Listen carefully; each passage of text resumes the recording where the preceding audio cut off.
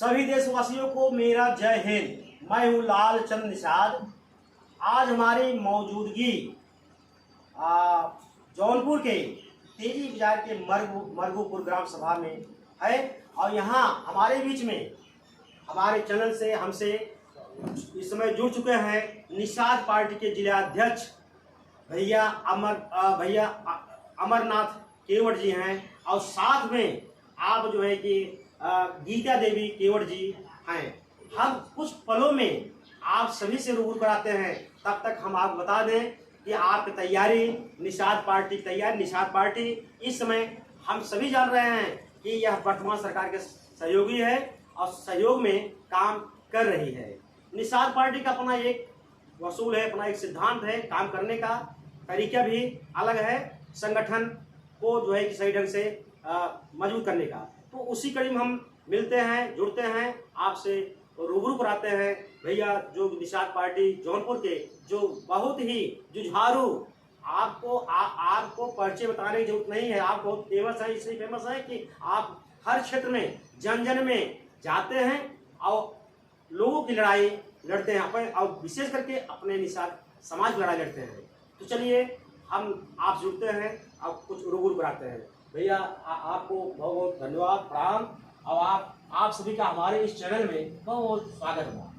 धन्यवाद। सबसे पहले मैं आपको चैनल को धन्यवाद देता हूं जो कि निर्मलों सुस्तों की आवाज़ आप जन तक पहुंचाते हैं जी, इसके लिए बहुत बहुत धन्यवाद। आप हमारे बीच में बैठे हैं निषाद पार्टी के प्रदेश सचिव, आपका भी हमारे चैनल में बहुत बहुत स्वागत हुआ। तो हम अब चलते हैं, बात करते हैं संगठन की। क्योंकि आप संगठन से जुड़े हैं और जौनपुर जिला छोटा जिला नहीं है, बहुत बड़ा जिला है और संगठन चलाना सबके बस की बात नहीं है।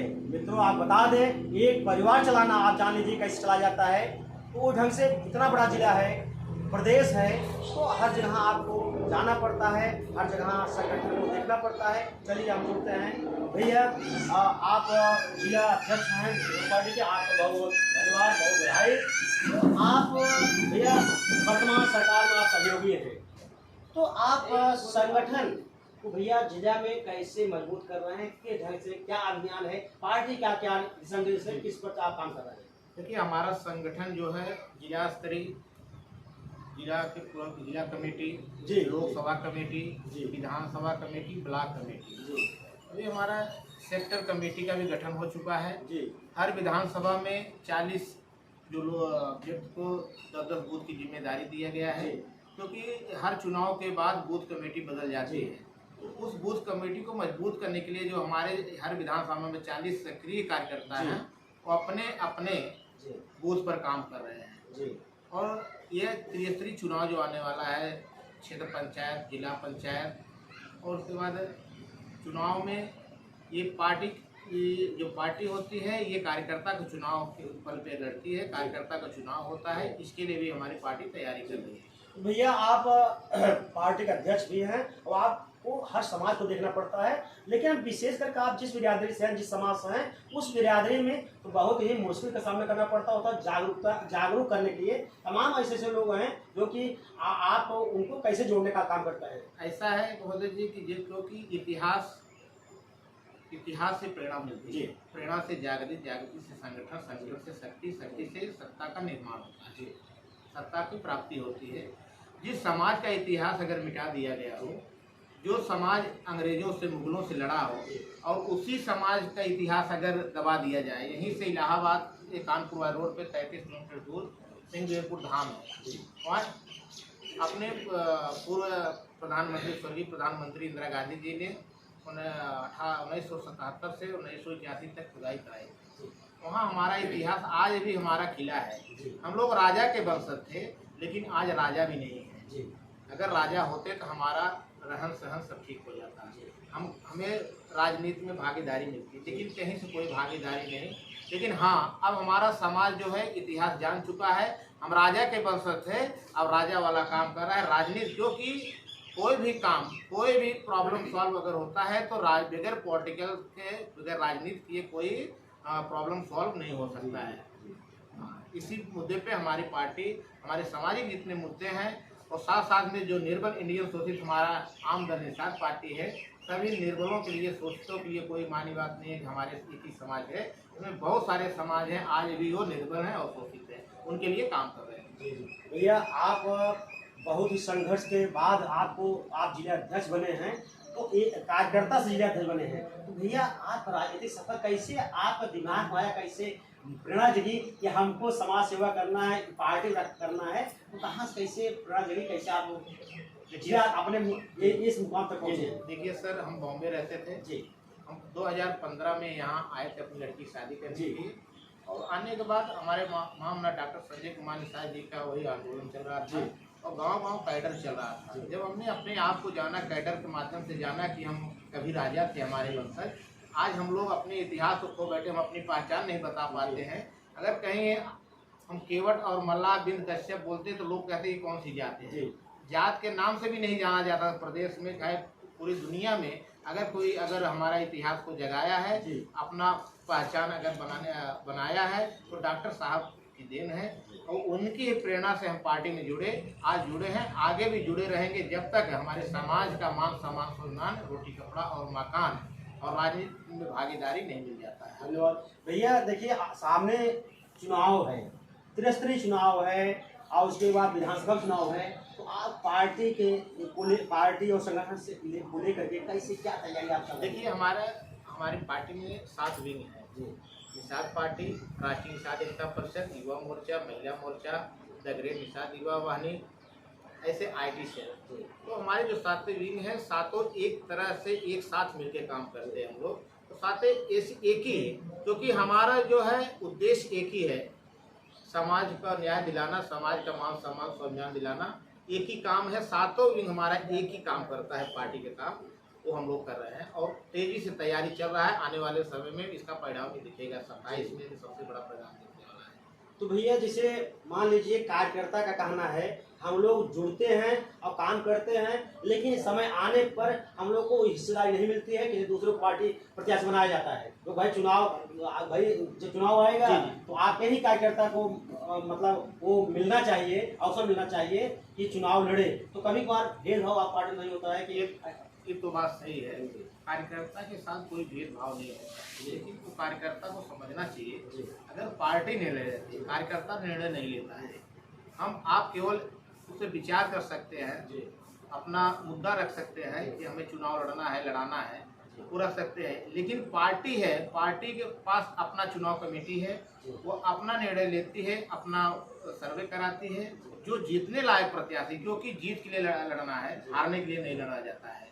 अगर देखा जाता कहीं से हमारा कार्यकर्ता का चुनाव लड़ने में असमर्थ हो रहा है या उसका सर्वे रिपोर्ट में नहीं सही आ रहा है, तो उससे गलानी नहीं, किसी प्रकार का दुख नहीं होना चाहिए, क्योंकि अगर पार्टी चुनाव लड़ के अगर हम हार जाएं कोई अच्छी बात नहीं है, उससे नाम मनोबल बेचता है। कभी कभार ये देखा गया है जो कार्यकर्ता काम करता है और उसके बाद उसको कभी कभी निराशा मिलती है, जैसे चुनाव आ रहा है, उसको प्रत्याशी नहीं बनाया जाता है, तो क्या आप और समाज को प्रत्याशी बनाएंगे और प्रत्याशी बनाएंगे तो चुनाव आप देखिए त्रिस्तरीय पंचायत सामने चुनाव है, तो आप क्या आपका प्रयास रहेगा, पार्टी प्रयास रहेगा, संगठन प्रयास रहेगा कि ज़्यादा से ज़्यादा आपके प्रत्याशी चुनाव जीते? देखिए ये त्रिस्तरीय चुनाव में हमने एक बहुत सुचारू ढंग से एक लिस्ट बना रखी है। यहाँ हमारे समाज का जैसे जिस वार्ड में सबसे ज्यादा वोट है वो हमारे समाज में जो कार्यकर्ता, सक्रिय कार्यकर्ता, वो चुनाव लड़ेगा। यहाँ पर मान लीजिए हम 50-50% है, वहाँ हम दूसरे समाज को देकर के अपने पार्टी में, क्योंकि जो डॉक्टर साहब हमारे कैडर में यही सिखाते हैं, यही बताते हैं, जो हमारा झंडा उठाए वो मेरा भाई है, जो हमारे झंडे का विरोध करे वो कसाई है। इसलिए जो हमारे चाहे जो जिस समाज का लोग हैं, हमसे कोई मतलब नहीं है, अगर हमारे झंडे का समर्थन करता है, हमारे पार्टी के साथ अगर समर्थन करता है तो मुझे कोई दिक्कत नहीं। हम दूसरे समाज को लेकर के, अगर हमारा 25 वोट है, अगर 50 वोट उनका है, कैसे मिलकर 75 अगर वोट हो जाता है तो हम जीतने लायक हो जाते हैं, तो हम अपने पार्टी की तरफ से प्रत्याशी बना के जिता दें। चलिए अभी हम बात करते हैं प्रदेश सचिव गीता देवी केवट से। तो चलिए आप प्रदेश सचिव हैं और आप बहुत बड़ी जिम्मेदारी मिली है, आप तो जिला देखते हैं लेकिन आप प्रदेश को जिम्मेदारी मिली है, कैसे महिलाओं को जोड़ने का काम करती है संगठन में, थोड़ा संक्षेप बताइए। महिलाओं को जोड़ने का यही जाना पड़ता है, उनको समझाना पड़ता है सही। जब तक किसी को सही जानकारी नहीं रहेगी तब तक वो घर से बाहर नहीं निकलेगा। जब उन्हें सही जानकारी मिल जाती है कि हम भी राजा थे, हम भी रानियाँ थे, हमारी बेटी भी रानी बनेंगी अगर हम ये लड़ाई लड़ेंगे। आज तक हम दूसरे को राजा बनाए, तो दूसरे की बेटी रानी बने। कब तक हम दूसरे को राजा बनाए? अच्छा, आप आप पार्टी से आपसे महिला क्यों जुड़े, और जुड़े तो उनका लाभ क्या होगा? उनका लाभ यही होगा कि देखिए, चुनाव में उनको प्रत्याशी बनाया जाएगा कि नहीं बनाया जाएगा, कि पद उनको मिलेगा, संगठन नहीं मिलेगा, तो कैसे जुड़े आप?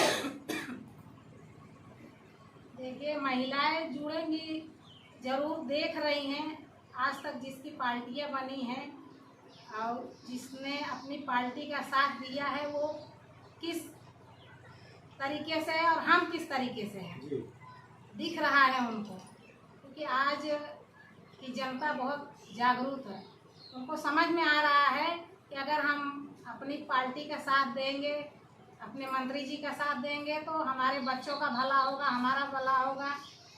आज आप देख रहे होंगे जिसकी पार्टी, जिसका सरकार है, उसी की सुनवाई होती है।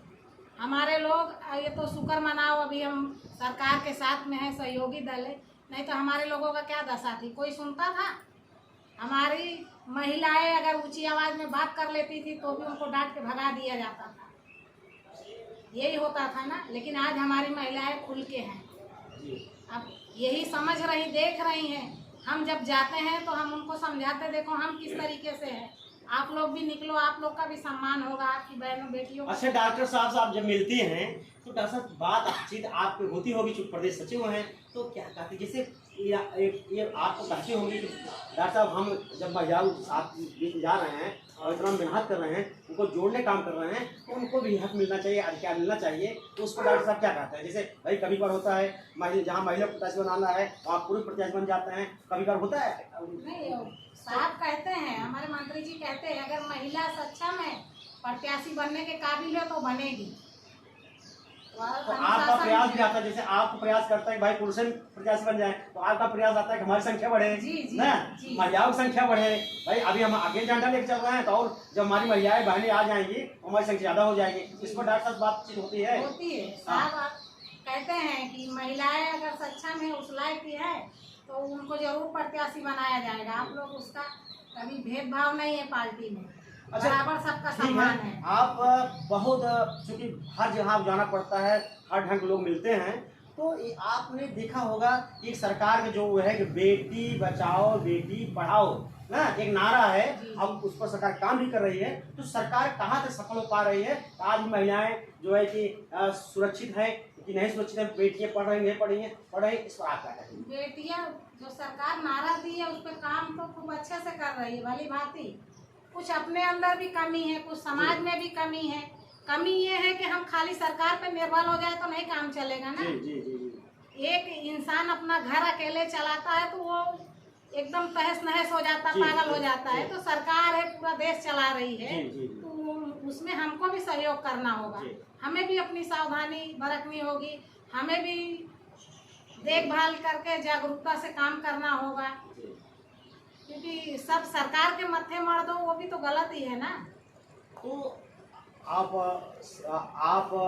हमारे चैनल से हमसे बात करने के लिए आप सभी को बहुत बहुत धन्यवाद। लेकिन अंतिम एक हम करेंगे कि डॉक्टर साहब का मतलब एक पार्टी का निर्देश होगा कि एक संदेश आपके द्वारा, पार्टी द्वारा आप क्या संदेश देना चाहेंगे? देखिए, मैं संदेश, हमारी पार्टी जिस मुद्दे पर बनी है, सबसे बड़ा मुद्दा आरक्षण है।